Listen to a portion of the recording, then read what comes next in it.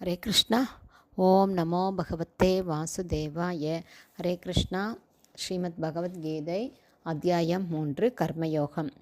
பதம் 1. அர்ஜுன உவாச்ச ஜ்யாயசி சேத் கர்மணஸ்தே மதா புத்திர் ஜனார்தன தத்கிம் கர்மணி கோரே மாம் நியோஜயசி கேசவ.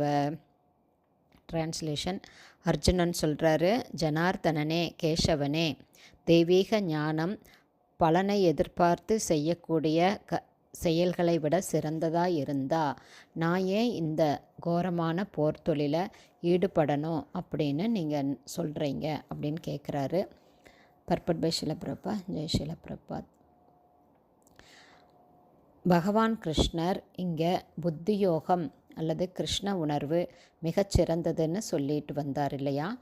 ஸோ அப்படி இருக்கும்போது நான் ஏன் இந்த யுத்தம் செய்யணும் அப்படின்னு அர்ஜுனன் கேட்குறாரு.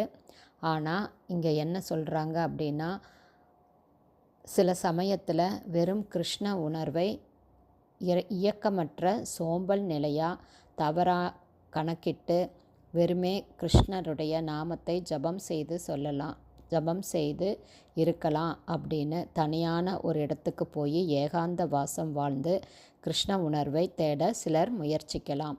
ஆனால் இதில் முழுக்க பயிற்சி பெறாமல் தனியாக ஒரு இடத்துல நாம ஜபம் செய்வது நல்லதல்ல.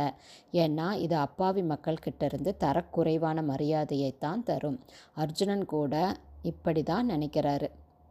ஆன்மீக ஞானத்தில் முன்னேற்றம் அப்படின்னா சுறுசுறுப்பான வாழ்விலிருந்து ஓய்வு பெற்று தனியான இடத்துல தவமும் விரதமும் செய்வது தான் அப்படின்னு அர்ஜுனன் நினைக்கிறாரு.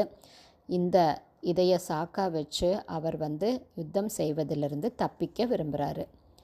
ஆனால் அர்ஜுனன் நேர்மையான சீடனாக இருந்ததால் இந்த விஷயத்தை குரு கிட்ட பகவான்கிட்ட சமர்ப்பணம் செஞ்சு நான் என்ன செய்யணும் அப்படின்னு அவர்கிட்டயே கேட்குறாரு. இதுக்கு பதிலாக பகவான் கிருஷ்ணர் கர்மயோகம் அல்லது கிருஷ்ண உணர்வில் செயல்படுதல் அப்படிங்கிறத இந்த 3ஆம் அத்தியாயத்தில் விளக்கி சொல்ல போகிறாரு. ஹரே கிருஷ்ணா. ஸ்ரீல குருதேவுக்கு ஜெய். பிரபாதுக்கு ஜெய்.